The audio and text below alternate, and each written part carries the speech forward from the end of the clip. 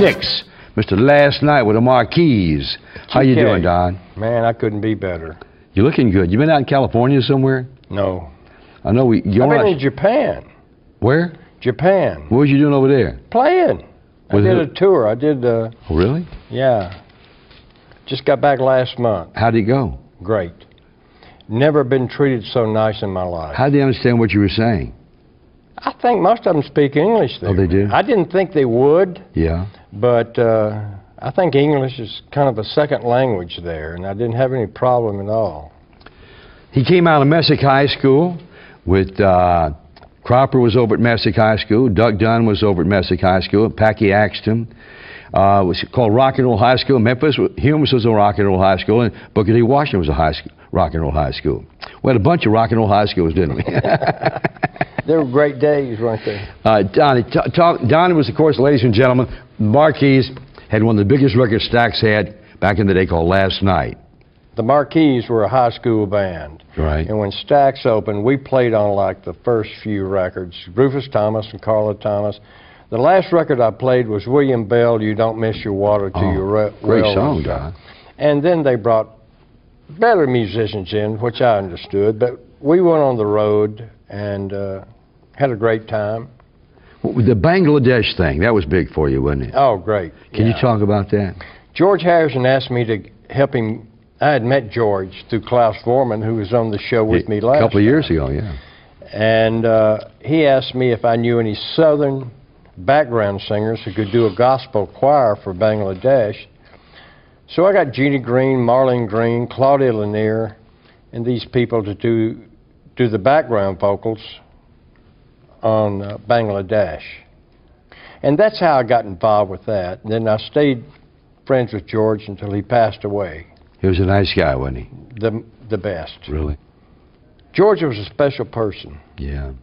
He meant a lot to me, and I used to go to England, and he would invite me to stay to his house. Can you imagine that? I mean, staying in George Harrison's house. That was cool.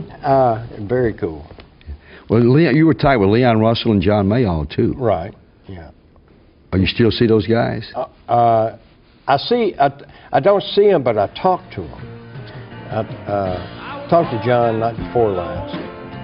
John's 80 years old, and he's still doing more one-nighters than Jerry Lee Lewis.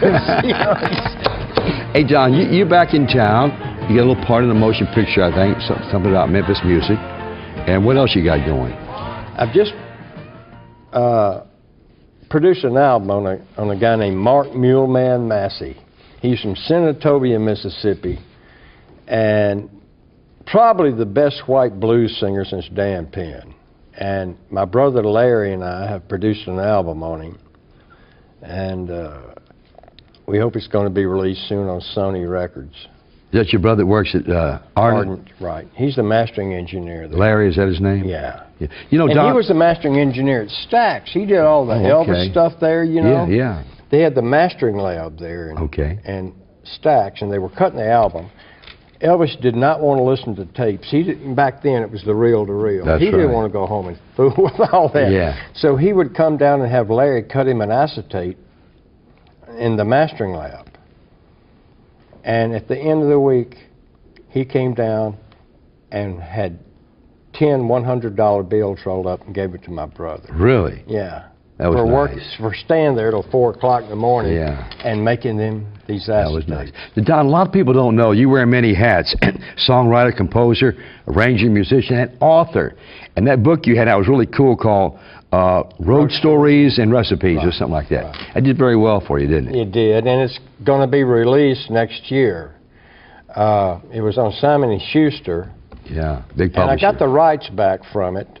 And right now, if you look on, what's that big book?